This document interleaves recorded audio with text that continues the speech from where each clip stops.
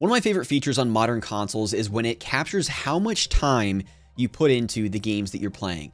I think we're probably all familiar with Spotify Wrapped, PlayStation Wrapped, and even Nintendo and Xbox have their own way of kind of sending you a year in review.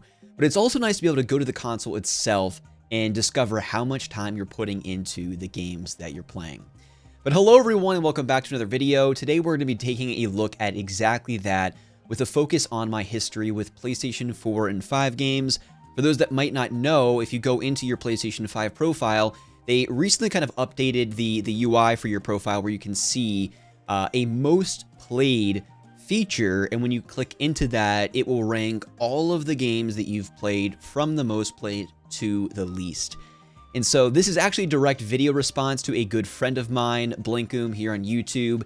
He recently did a video covering this exact topic, and I thought it was just a fun way to kind of pull back the curtain on the person and see where they've spent the most time. I think you really get a good sense with someone's trophy history, the games that they like, the games that they like to play, but it's almost just as interesting to see how much time people have put into particular games. So I've not personally gone and done a super deep dive on my personal list, so I think it should be fun to kind of go through this, make some game recommendations, and probably pop in and see why I spent as much time playing certain games, and maybe it was trophy related. We'll have to figure it out here. But definitely let me know down below in the comment section. I would love to hear from you. If you click into your PlayStation 5 profile, what are some of the most played games for you, or even just top of mind? It doesn't have to be specifically on PlayStation.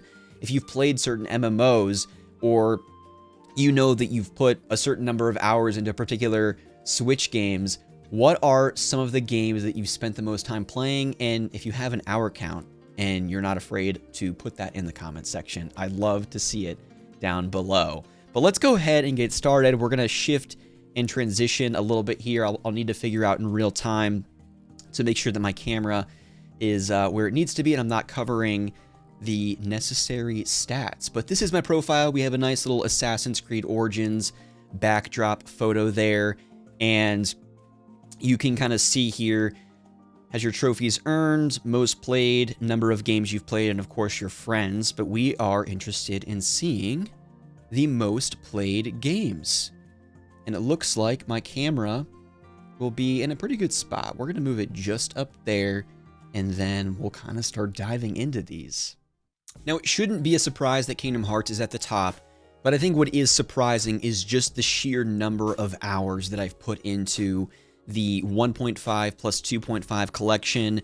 Now, if I recall, because there's a number of these, this is the Kingdom Hearts 1 and 2, and the 358 Days Over 2 cutscenes, and then Rechain of Memories, the PS2 card-based RPG remastered. So I've put the most time into Kingdom Hearts 1 for sure, and that's largely due to it being my 100th platinum. And so this is probably really just a reflection on, yeah, exactly, the first game. If I'd unlocked trophies of the second game more recently, it would be highlighting that. But the total hour count is really just a reflection on the entire collection of games that you've played cumulatively. And special shout out to my brother-in-law, because he actually helped sign into my account and grind out a lot of those more difficult trophies for the first game's platinum. No shame in saying it, I really don't mind at all. I knew I would have never done it if it wasn't for him and with his help, so no shame in saying that I definitely phoned a friend in an effort to earn that platinum. But 303 hours, it's a lot of time with Donald and Goofy. Holy moly.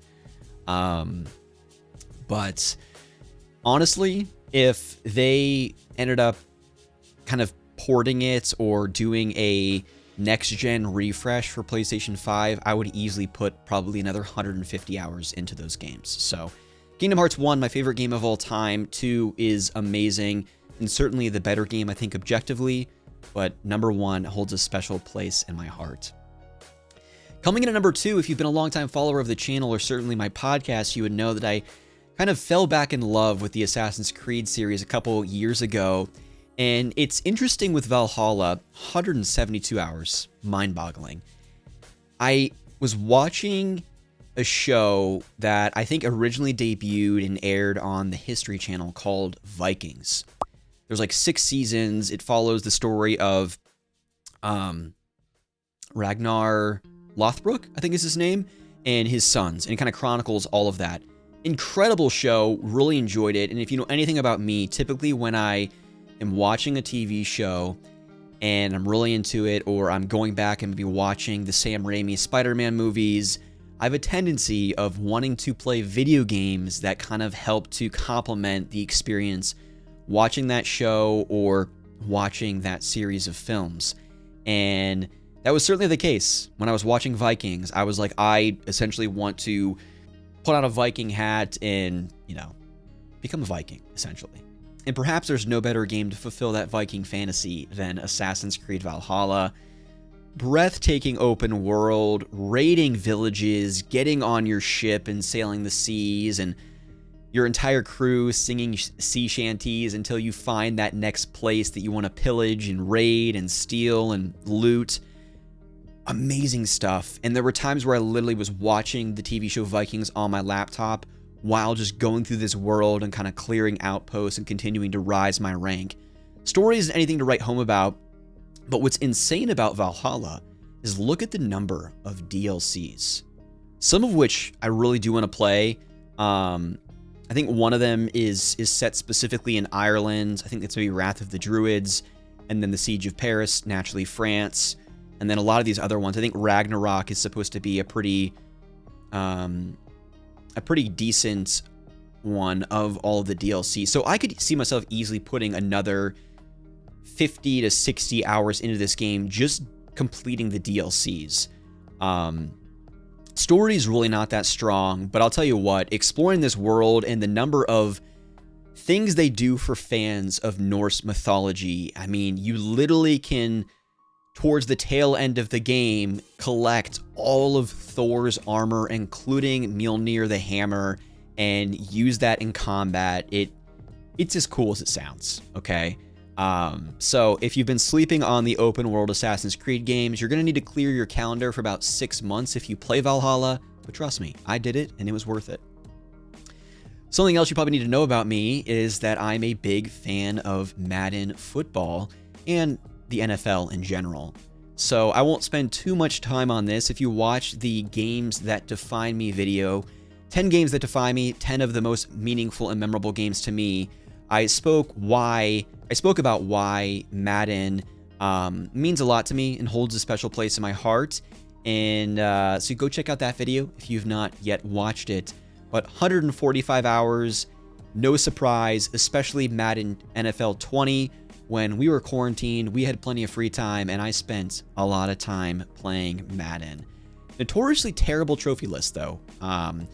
And rarely do they ever refresh them. Like, it's literally like, just as much as they kind of take each subsequent entry and maybe refresh the graphics a bit, update the rosters, and push out the game year over year, they kind of do the same with the trophy lists, and they're not easy. So bring back the Xbox 360 era achievement trophy lists for Madden games. These ones are not easy, though there are some ways that you can like glitch them, and I'm not interested in that. But Madden NFL 20, spent a lot of time in that game, and I'm sure you'll see more Madden games as we continue to make our way through the list here. Uncharted: The Nathan Drake Collection, 126 hours. Now you could probably beat each of those games in 8 to 12 hours.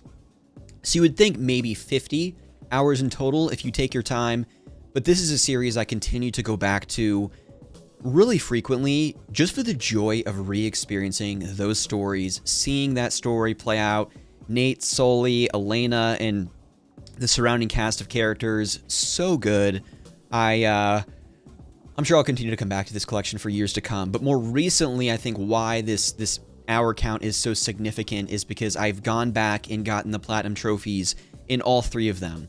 I got the first one probably about a year and a half, 2 years ago, and then earlier this year, I came out of trophy collecting retirement, and I was like, all right, all I really need to do is go back and beat the games on crushing, which I'm normally very against difficulty-specific trophies. 98% of the time, but there's one series of games where I think it almost adds to the experience, and that's the Uncharted series. If Uncharted 5 ever comes out, I'd probably on default play it on hard, because I genuinely think it makes the cover-based, shooting up a bunch of dudes, going from one room to the next, I think it makes that gameplay loop and experience that much more enjoyable, because it's kind of like trial and error. More so in Crushing. Hard, I think it's just a well-balanced third-person shooter on the difficulty side of things. Crushing, there are moments where you want to pull your hair out and kind of lose your mind, because you get shot like 2 or 3 times, you're done. And in areas where you can't really find cover and you might have a tank shooting at you or chasing you, that's when it gets difficult. But if you need to, you can always revert to YouTube and figure out what is the best strategy for getting through this particular section of the game. But what's also fascinating about the remastered collection is you have these extended collection trophies, some of which I just accidentally by playing the game unlocked. But there's also a trophy, a gold one, for beating the game on Brutal, which is harder than Crushing, which I could not even possibly imagine playing the game. I think it would ruin my love for these games had I ever done that. I think these ones are certainly doable. Beat the game on a continuous speedrun as Donut Drake, which is essentially a character skin or character mod for Nathan Drake, where he's just kind of let himself go. He's a little bit heavier set there. And then a speedrun trophy, which is beat the game in 4 hours and 15 minutes. I don't think that would be too terribly difficult either. Probably won't ever go for those, but I know for a fact I'll never go for the Brutal trophy. And I'd be curious to know, I've never looked it up, how many people in the world actually have that trophy. I can't imagine it's a significant number of people. It's ultra rare, 0.3%. I know I will never be part of that very, very small group of people, and I'm okay with that, all right? I think that would genuinely ruin my love of the Uncharted games. And speaking of speedrunning, I should have mentioned this at the top. Treat this more like a podcast. I'm sure you probably already are. You have your feet kicked up. You're playing a good game. Let me know down in the comment section below. What are you playing while you're enjoying this video? We're just taking our time through this list. Yeah, just making our way through it. But next up, we have Dark Souls 3. Also have to highlight my brother-in-law. He tends to go through phases, okay? He loves his FromSoft games. And every once in a while, he'll, shoot me a text and say, Rusty, I'm really big on Dark Souls 3 right now. I'm just loving Sekiro. You mind if I pop into your profile and just unlock some trophies? Because I'm going to play Dark Souls 3 anyways. I already have the platinum in the game. I might as well help out a friend and earn some trophies. And I was like, yeah, sure, go ahead. But it's gotten to the point where I don't want him to unlock the platinums for me in Dark Souls 3, Sekiro, or any of the other FromSoft games, because I feel like it's only appropriate that I pop that platinum myself. But if he wants to collect all the rings and everything else there is to collect in the game, pyromancies and the swords and the whatnots, you go for it, bro. You go for it. But thank you. Thank you for helping me out with this one. I think the large majority of that hour count is him. But I've played through Dark Souls 3 twice, actually. Once on PlayStation, once on Xbox. Incredible game. If there's ever somewhere I would recommend people to start if they are looking for a FromSoft game that is as fair as it comes, Dark Souls 3 would be my recommendation. Probably be Dark Souls 3, then Bloodborne, then Dark Souls 1. If you want to start with the OG, I mean, Dark Souls 1 is still a masterpiece. It probably will be. It stands the test of time, but something that doesn't feel as clunky and stiff, and they've really just cleaned up and refined the combat, the menu system, and everything else. Dark Souls 3, start there. Start there. 107 hours. Next up, we have The Elder Scrolls V Skyrim. I wish there was some magical way for me to just know cumulatively, because I've bought Skyrim on 360, the Series X, I guess through Game Pass, PS4, PS5 Anniversary Edition, the Nintendo Switch. I think I have it on Steam. how many hours I've put into Skyrim across all of those platforms. Has to be over 1,000 hours. I have to imagine it has surpassed 1,000 hours, which would be probably a top 10 easy most played game of all time for me, if not top 5. I've played Skyrim so many times. I've probably only beaten the main story twice, though. Maybe 3 times. I typically just start a new character, run around the world, you know, do some of the first few main quests, and then just run around that world. The Jeremy Soule soundtrack. I always have good intentions, and I'm curious for other folks, whether it's Skyrim, Mass Effect, or you know, any other character-driven RPG. I have intentions of trying a new character build and going about playing the game a different way than I normally do. But almost every single time, I'm a wood elf, I'm a dark elf, I'm stealthily making my way around that world, bow and arrow. That's about it, right? And I'm curious if other folks try to, when they replay RPGs like this, take a different approach. Even if it's Mass Effect or something like Knights of the Old Republic, if you normally play the game like on the good moral side, do you go and maybe play the game making evil choices the next time you play? Be curious to know. But 100 hours, it's add at least another 0 onto that if you're thinking cumulatively across all game consoles that I've played it. Next up, one of my absolute favorites, Marvel's Spider-Man, 90 hours played, and this is just the PS4 version. Later on, you might see the PS5 version. I did not do the auto pop for the Platinum on PS5, the remastered version, because I love this game that much.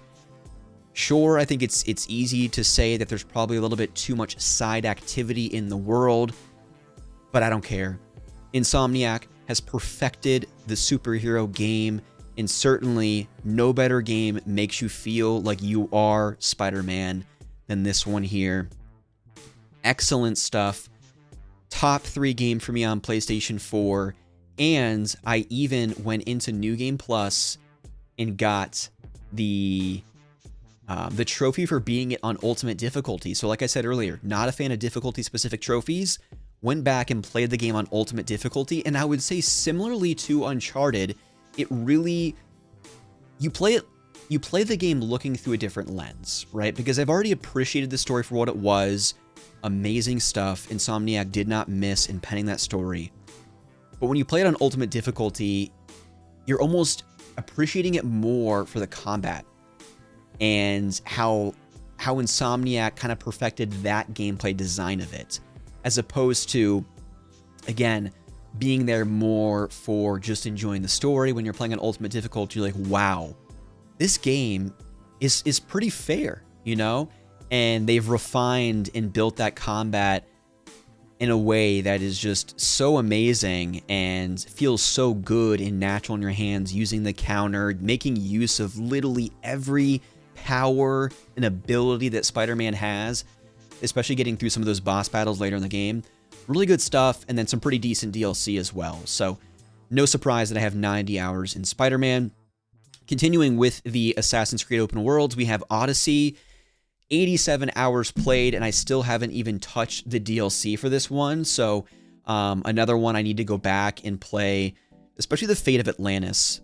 And there's 3 episodes with that, which is wild. Really enjoyed exploring ancient Greece. Of the 3 open world Assassin's Creed games, Origins is my favorite. I'm sure we'll see that later. From a story, world, and everything. Then I'd probably say Odyssey at 2 because of the story. But Valhalla's world was just incredible to explore. Odyssey's good, although the gatekeeping and level, the way you have to grind certain levels before you can explore certain areas became a real pain in the late game. But it's interesting to note that I played this game in a year. Let's see when I was unlocking trophies initially for this one. Back in 2022. So I won't go into all the gory details, but to make a long story short, we essentially had a family of raccoons living in our walls. And while that happened, essentially a mom raccoon chewed through rotting wood on our roof and we couldn't patch up that hole until we got the raccoons out. And so anytime it rained, as you can see, it was April here in the Midwest in the United States, so it was raining a lot. Water was coming through our ceiling. It was an absolute mess. And at this time, my wife was traveling the world for her job.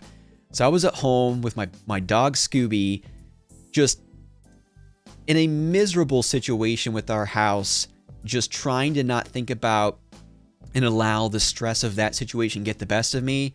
And Assassin's Creed came in strong here. I was able to kind of lose myself in that world during that very stressful time in our life. But the raccoons are no more. The hole has been patched and we got a new roof. So all is well in the world. Next up, we have The Witcher 3, 86 hours played. And I played this game in 2020. So talk about another great world to get lost in and immerse yourself in during difficult and stressful times in 2020. And I'm recording this the day after the Game Awards, where we saw a trailer for The Witcher 4. So a lot of hype surrounding The Witcher right now. I'd love to go back and replay this game with the next gen refresh on PlayStation 5 and talk about a not so great trophy list. I got 20 trophies and I spent 80 hours playing the game. So you'll have to correct me if I'm wrong, trophy hunters. At that time, I wasn't going too deep into trophies. This is kind of around the time my rivalry started with my good pal Blinkoom. But I also haven't played the DLC. So 2 things I really need to do. Next gen refresh, and then give the DLCs a try at some point as well. Next up, we have my 2020 Game of the Year, my favorite game on the PlayStation 4, Ghost of Tsushima. 83 hours played, got the platinum. And I also need to go back and, gosh, do it quite a bit. New Game Plus, Iki Island Story, and all of that DLC I ended up doing as part of the PlayStation 5 remaster. So I have completed that, but if I wanted to get more trophies, could always go back and do it on PlayStation 4.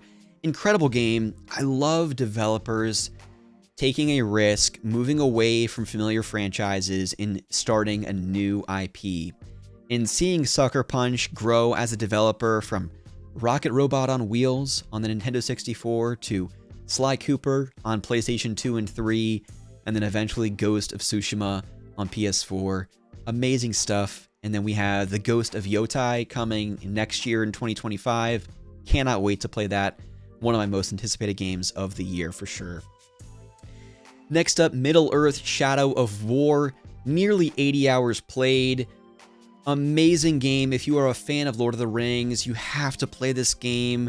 Oh my gosh, Monolith developing that Nemesis system, so iconic. I think they have...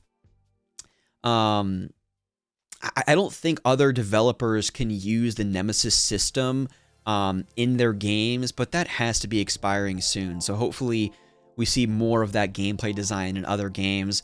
More people need to play Middle-earth, Shadow of Mordor, and Shadow of War. Not enough people have. Not enough people have talked about them, even though they were critically acclaimed and I think sold decently well. I don't hear enough people talking about these games. Little unfortunate though. Look at that, 88% complete on the trophies. I won't click in because I want to avoid potential spoilers. There are very hyper-specific things you need to do with the Nemesis system. And for those that aren't familiar, essentially it's like a chessboard of sorts where you can command and take control of Urix, captains, war chiefs, and send these minions of yours to complete deeds across the world. And if they're successful, you'll get word that they successfully infiltrated an outpost and killed a war chief, and then they rise in rank. But you have to do that early on when there's still certain areas of the world that you haven't taken control of. And I wasn't making note of that, of the trophy list, before I beat the game. Once you roll credits and you essentially have command over everything, it's difficult to kind of retroactively go back and complete those tasks, and by association, unlock those trophies. So I've been waiting for them to do a PS5 remaster of both Shadow of Mordor and War, because I'd love to have those platinum trophies. And it's the same thing with Shadow of Mordor. I have Nemesis system specific trophies that I'm not able to unlock because of what I just described. So hopefully in the future, they'll give these the PS5 refresh, and I can get the Platinum trophies for those. Next up, one of the best games ever, we have Bloodborne. 10 trophies away from getting the Platinum in this one, 77 hours played. I'm sure this is one I'd like to go back to and polish it off and get the Platinum. I hear the Chalice dungeons are no joke though, so definitely will be no easy task to get the Platinum, but maybe I'll just wait for the inevitable PS5 60 frames per second remaster that we know is coming. We know it's coming. It's not a matter of if, but when we get Bloodborne on PS5. Final Fantasy 16, one of my favorite games of last year, 75 hours played and doing pretty well in the trophy list. I am trying to unlock the Platinum without going into the details here because I don't want to spoil any story things by opening up the trophy list. You need to beat the game on the hardest difficulty on New Game Plus. So I'm in the process of doing that. It's really not that bad at all. And you also have to essentially unlock all of the powers in the skill tree, which you do so naturally in New Game Plus anyway. So I think about a third of the way through on New Game Plus. So kind of just chipping away at that over time. And then eventually I want to go and play both of the DLCs, which I hear pretty good things about. A lot of people not a fan of 16, like they were not 15 and 13. I feel like most of the Final Fantasy series, you have a lot of people, a lot of super fans, you know, having their fists in the air, rage quitting, and all mad that it's not the Final Fantasy of old. But I feel like the more that time passes, the more people grow fonder of each of these post PS1 era Final Fantasy. I think that'll be the same for 16 with the passage of time. Next up, we have Assassin's Creed Origins, my favorite Assassin's Creed. 71 hours played, just a few short trophies away from getting everything. Just need to finish the Curse of the Pharaohs DLC. Really cool thing about the open world Assassin's Creed games, though, is that they have a Discovery Tour feature. I think they have it in both. Well, I think they have it in Origins, Odyssey, and Valhalla. And essentially, think in video game form, you're just within the History Channel. And so you can kind of go on this guided path, and you'll have a narrator telling you the historical significance of the world and really everything in it as it relates to that particular time period. So ancient Egypt, Greece, and the Viking era. Really cool stuff and a great way to learn about history. So who knew that video games and Assassin's Creed specifically couldn't be educational in nature? Next up, we have Final Fantasy VII Rebirth, one of my favorite games this year. Definitely will never get the Platinum trophy in this one, but I would like to, I'll probably go back to avoid spoilers. I would like to go back and clean up some of the open world stuff. Amazing game. Cannot wait to see where they go next in the third and final installment. 67 hours played. I could probably easily put over 100 hours into this one. Next up, Tom Clancy's Rainbow Six Siege. I'm honestly kind of shocked that I have 66 hours played in this one because I was so disappointed in this game. I am a tremendous fan of Rainbow Six Vegas 1 and 2. Some of my most played games ever on the Xbox 360. And so when I played Siege and they didn't have Terrorist Hunt and it was more, I don't even know how you would describe this. A pay-to-win shooter maybe, more of an online shooter focus. I was not really a fan of it. And yeah, 66 hours played. I'm kind of shocked. And I got quite a bit of the trophies. So, and the online was completely broken too. Like you had a bunch of kids essentially shooting you and not doing the in-game objective, which completely just removed yourself from the gameplay experience and kind of what the game was meant to be, right? We're supposed to work as a team to complete a common goal, and when you have little kids screaming in your ear and calling you ridiculous names, and yeah, big bummer, big time bummer. I would love for Ubisoft to go back to the Rainbow Six games eventually, so holding out hope for that. Next up, we have Horizon Forbidden West. Another excellent game, 61 hours played. Got the Platinum Trophy, still need to go back and complete the Burning Shores DLC. Another instance of a developer leaving a series behind like Killzone and Guerrilla Games taking a risk and starting a new series in Horizon. Really love these games. I would like to go back and also play the Zero Dawn remaster that came out earlier this year as well. Aloy, fantastic protagonist. Such a treat to wander this open world and take down those mechanical dinosaurs.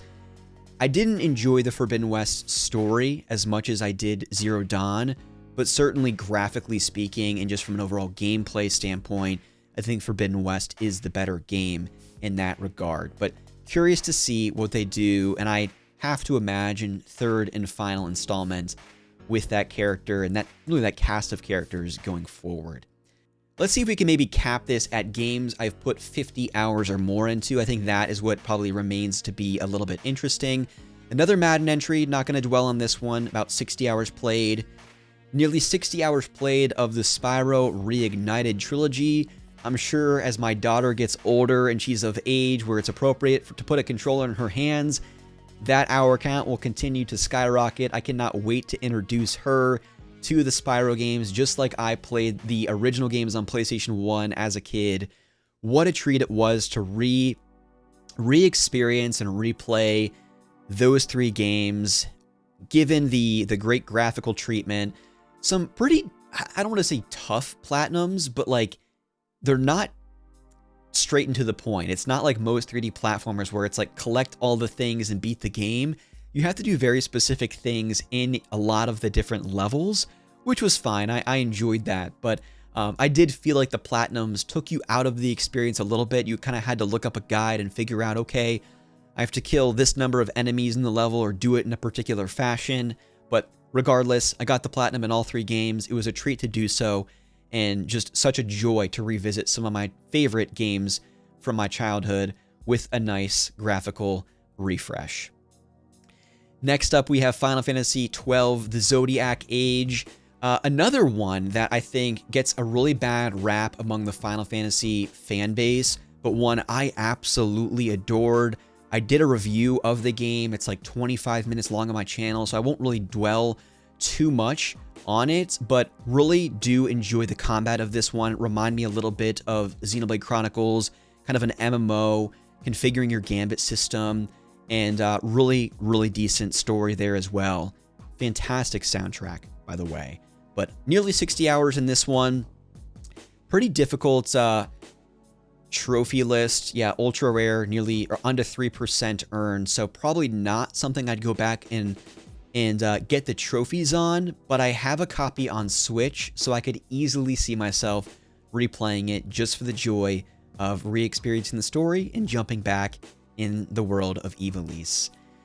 Next up, we have God of War Ragnarok. Did get the Platinum Trophy on this one and was my game of the year in 2022. 56 hours played in a very short amount of time, and I still need to go back and play the Valhalla DLC, which I believe is essentially roguelike God of War.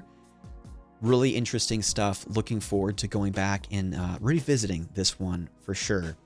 And just seeing where they go with God of War going forward. I have to imagine Santa Monica Studios is hard at work on a third installment, but I have to imagine it'll play and look quite a bit different than the 2018 God of War and certainly Ragnarok.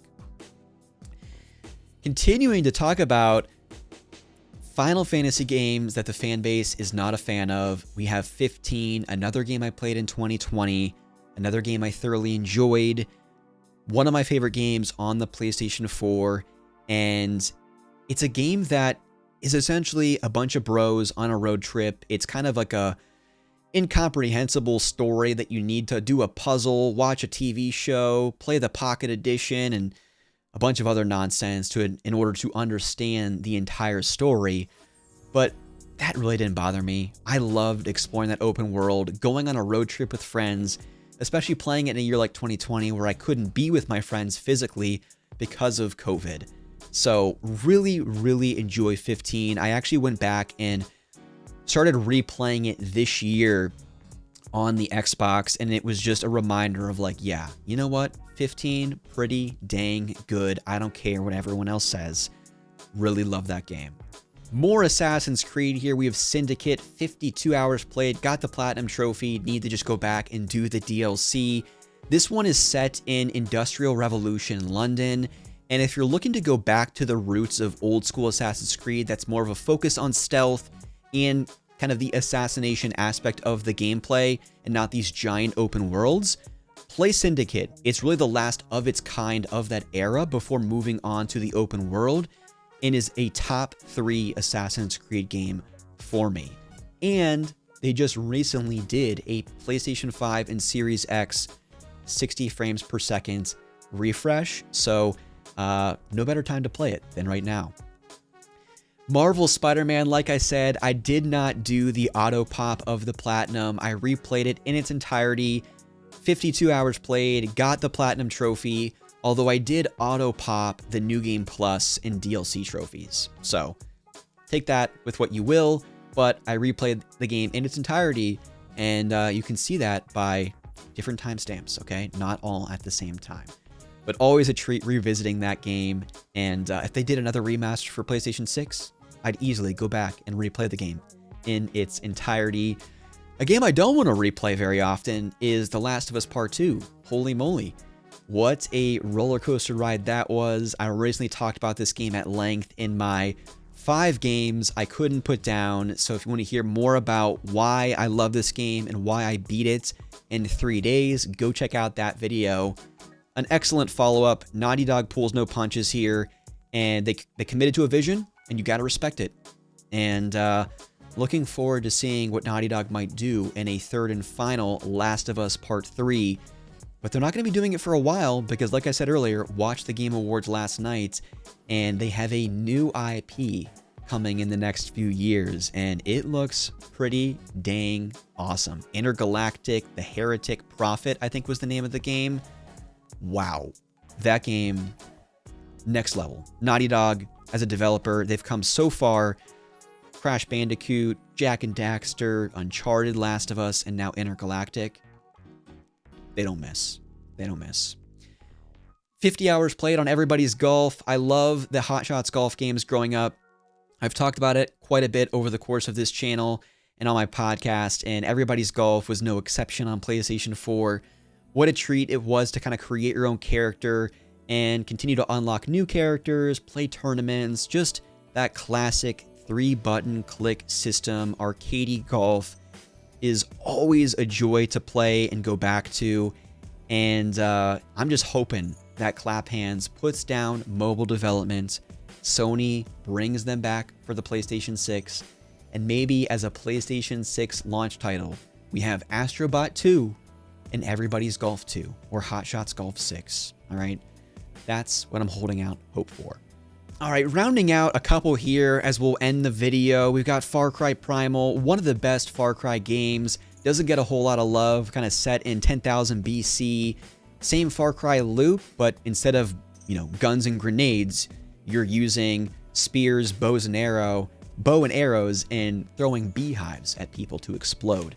A really good time. I enjoyed this game, and one of my top 25 PlayStation 4 games. You can go check out that video as well. Final Fantasy VII Remake at 48 hours. Still need to go back and, well, I guess I did do the intermission DLC, so maybe someday I'd go back and get the Platinum Trophy, but playing that game on the hardest difficulty, I just don't think is for me. I think it would probably lessen my enjoyment of the game, but who's to know? Or who's to say? Who's to say? Far Cry 4, another great one in that series, 48 hours played. I would like to go back and get the Platinum in this one because I have the Platinum in 3 Classic. I have it in Primal. I'd like to get it in 4. So maybe someday I'll go back and clean up that trophy list. Elden Ring, a reminder that I need to go back to this one. I have not completed this one, but my goodness, what an open world FromSoft created. Just amazing. Masterpiece. It really truly is, but I was getting punished on one of the boss battles and had to shelve the game. Had to shelve that one, but I'm sure it's one I'll come back to for sure. Avatar Frontiers of Pandora. By now, you would have seen my top 10 games of 2024. This is on that list. Another one I want to go back and clean up the trophy list. And then they also have 2 DLCs that have recently dropped. So a lot more Avatar to jump into. Looking forward to that. And then Dark Souls Remaster, another one my brother-in-law helped me get the platinum on, and one that helped to kind of cement the final 15 platinums on my road to 100 platinums. So really thankful to have that one. And maybe we'll end on this one here, the Uncharted Legacy of Thieves Collection, 44 hours played, 82 out of 101 trophies. Okay, leading up to getting 100 platinums, I said, what are some of my favorite series? And this was around the time I had 85 platinums. I didn't at that point have an Uncharted plat. And I thought, you know what? I love Lost Legacy. The name escaped me there for a second. The Lost Legacy is one of my favorites of the Uncharted games, probably top 3 for sure. I'd love to get the platinum in that. And so I started grinding it out on the Legacy of Thieves collection, really enjoying my time. And then I'm starting my crushing playthrough. It's like one of the final trophies I need to get. And then I'm looking at the trophy list and I think, wait a second. 49 trophies. If I complete the game in crushing, I get a gold. I'm at 48. I'll get the 49th if I beat it on crushing. There's no platinum. It was one of the worst bait and switch moments because the Lost Legacy on PS4 had its own individual list of trophies and associated platinum. Lost Legacy as part of this collection did not. So if I earned all of the trophies, I would have unlocked a specific trophy as part of this Legacy of Thieves collection. I think I would have unlocked another gold, but what I would have needed to also 100% Uncharted 4 in order to earn 1 platinum across both of those games. So, bit of a buzzkill, but you know what? It's always a good idea and decision to replay the Lost Legacy, so I wasn't really burned that much. But I was like, forget this. I'm just going to go get the platinum in Uncharted 1, the Nathan Drake collection, which is what I chose to do. But who's to say I won't eventually come back to this, get the platinum in Uncharted 4, and 100% this. I mean, it would just be cool to see 100% completion on the Legacy of Thieves collection when there's 101 trophies to earn. But that is something for a later date. I think we're going to stop there. If anyone would like to see more videos like this where I kind of do a deeper dive on my trophy history, but certainly games played, we can certainly do that in the future. But I think for now, we'll call it quits. Would love to hear from you again down in the comment section below. What are some of your most played games on PlayStation 4 and 5? You don't have to stop there. What are some of your most played games ever? I'd love to hear from you down in the comment section below. But I want to thank Blinkoom once again for kind of inspiring this topic and kind of getting me to do a video response. Always fun to do a deep dive on things like this. But I will, a lot of videos planned here in the near future, so I will see you for those. But thanks again for watching. I'll see you in my next video.